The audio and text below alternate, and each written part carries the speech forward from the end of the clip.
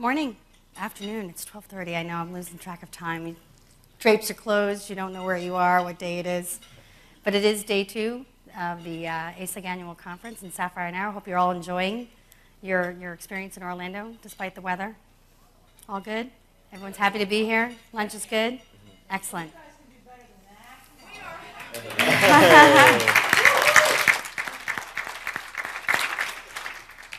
I want to introduce our panelists today, but before I do so, I'd like to perhaps have Bridget share a little bit about our Leadership 2.0 program. Yeah, thanks for the opportunity. I appreciate it. First, welcome everyone to the panel. We did this a year ago, really for the first time, and we did it in front of a standing room. People packed themselves in early in the morning to listen to professional athletes talk about how they differentiated themselves in a very difficult field, and listen to some well-renowned technologists to hear how they had also differentiated themselves.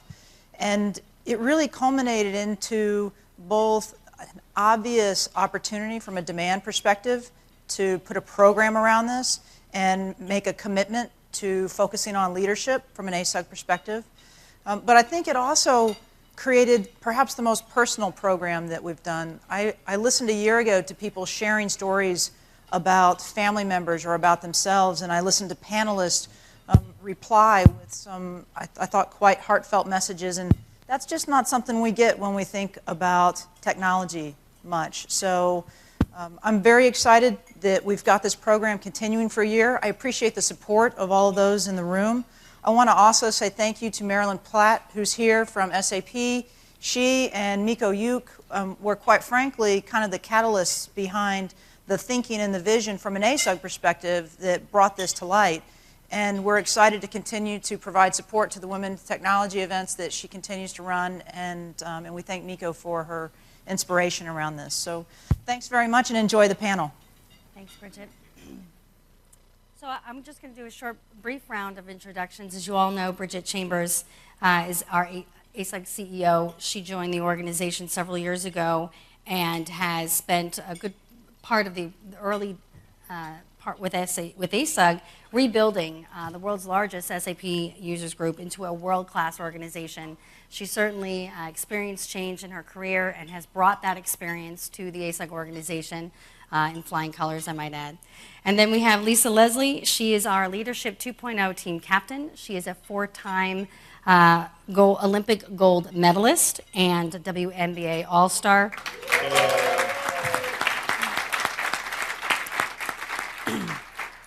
I just love saying 4-time Olympic gold medalist. I think that's phenomenal.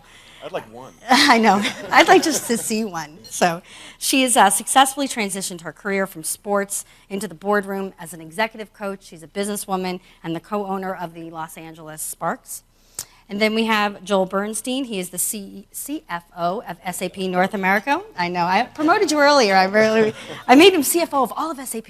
No, he's CFO of SAP North America. He's been with SAP for more than 15 years and was with the company as they transitioned as a public company traded on the New York Stock Exchange. Welcome, Joel. And of course, my co-host and my new dear friend, Bill Benjamin, is joining us here. He is the CEO and partner with IHHP, the Institute for Health and Human Potential. He's an executive coach who helps individuals understand how to measure emotional quotient, EQ, and apply emotional intelligence to improve their leadership skills. So welcome, panelists, today.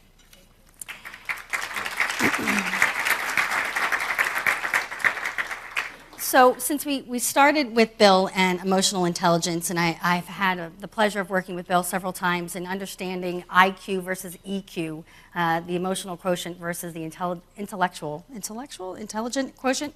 And I wonder, Bill, if you could start us off a little bit and talk about the science behind emotional intelligence. Sure, would love to. Thanks, Gina. First of all, for me, when I first heard about the concept of emotional intelligence as a leader, I thought, oh great, this is going to be some soft and squishy kumbaya stuff, right? Well, what Gina didn't mention in my introduction is that I have degrees in mathematics and computer science. And like many of you, I spent 14 years in the computer software industry. So before I'm going to connect with someone, buy into something, I want to know the logic and the science and the research behind it. And that's the great thing, what really connected with me about emotional intelligence, is that there's some physiology, there's some real brain science to it. And I'm not going to go into it in detail here. We're going to spend more time on that at the 3 o'clock breakout session. But what I will say is that we all have two systems in our brain. One is our cognitive system. That's where your IQ is, that's where all your job knowledge is, that's where your decision-making, executive functioning is. That's where you're at your best. Then we have what's called our limbic system, or our emotional system. That's also our fight or flight system. So that's the part of our brain that when it starts to feel at risk or starts to feel threatened, will respond and release chemicals into the brain and the body. Okay, great. What does that have to do with change? Because this panel's about change. Well, when you see someone responding to a change process and they're becoming resistant or defensive, most of the time that's not their cognitive brain processing it intellectually. That's their emotional system responding and reacting to something. Or if you see somebody avoiding something, or you have that situation where, they bought into it in the meeting, but then afterwards they didn't really support it. Again, that's not likely their cognitive brain saying this is the best way to approach this. That's them having an emotional response. So what we say in our program is that all change is personal. So you have to get the strategy, the communications, the systems, all that's got to work, but you also have to connect to the personal aspect of change, and that's where the emotional intelligence piece comes in. Thank you for sharing that. Now, as Bill explained that, I wonder if I can ask our panelists our first question, which is, can you give some examples of either good EQ or bad EQ, either personally or through your teams? Have you seen that example? I wonder, Lisa. Well, I was just thinking, in terms of change, we're always changing as people, whether you're looking at yourself individually or on a team or group or in business. And I think about when change comes, how can I help motivate other people to adapt to that change? And I've had situations even as a player when I think back of having coaches change. And there had been times, I won't say any time period, but there have been times when we had coaches that I thought were not very good coaches.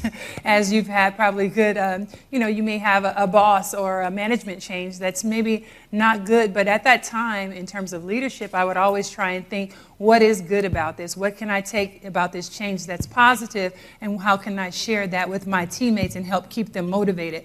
Because it would be easy for me to cling to what I don't like and to start to say, hey, this guy is not good, he didn't know what he's talking about. I could go with the negative, but it's been much more, I think, positive, and the outcomes have been better when I tried to change my mindset and say, hey, what is good about this change? How can it help?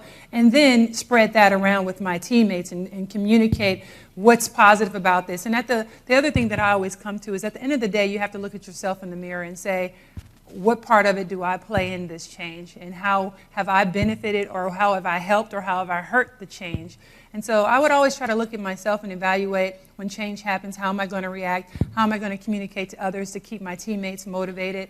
And then at the end of the day, don't play the blame game. That's a good point, very good point. I like what you just said in terms of emotions, because I sort of talked a little bit maybe about some of the negative aspects of our emotional responses, but there's also the positive affect. And we were actually talking at the table at the back about the idea that emotions are infectious, both negative and positive. So if you approach a change trying to find the positive, trying to find what works for you, that's going to affect everyone else around you. So that's a great point. That leads to another question that is perfect transition for Bridget. Leading the ASUG organization through change, as you have in the last 2 years, has been a tremendous feat. You've had a diverse audience, to say the least. You have staff, you have ASUG board of directors, you have 400 plus volunteers, let alone 100,000 individual ASUG members. So leading through change with such a diverse audience, with so much of a different reaction from each, what was your experience with that? Yeah. Pause. So, it wasn't my first turnaround, which I'm thankful for, because I was ready and prepared for the deer in the headlights that you can get from people when you not only try to help them through change, but when you seem to be the person that creates the change. Because sometimes there's an association with the person that's perceived to be bringing change forward, and some people mistake that and they think that there's some discretion associated with it. And at the end of the day, change is imminent. It doesn't matter what organization you're in. It doesn't matter what industry you're in. Change is happening, and it's going to knock on your door. It's just a matter of when and how, and then how you deal with it. And when I looked at the segmentation associated with ASUG, everybody had a very diverse reason for being there, and there were a number of different reasons that one might become comfortable with change. I think the common denominator, and I believe one of the clear ingredients to our success, is that our leadership team understands that no matter what you're doing when you're changing, the key thing that must be present is trust. And I don't know if that's an IQ thing or an EQ thing. I tend to think it's a human thing. And sometimes people forget to not only be what, but who they say they are. And if I tell you we're going to do something, or if I've got your back, you better be there to do it or to have your back. And when you do that, and you do it more than once, people start to see you as someone that they can trust. And they'll get down there in the trenches with you, and they'll have your back. And that's how you get through change in a successful enterprise scale way, in my opinion. And there are many people in the room here today who I know I can trust because we went through that together. And I believe there's many people in the audience that know that they can trust me. And we can take that to any scale of change, because when people believe in something or somebody, it's amazing what kind of accomplishments they're capable of. Things that maybe they've never even done before, just because they know they're in a safe place to do it.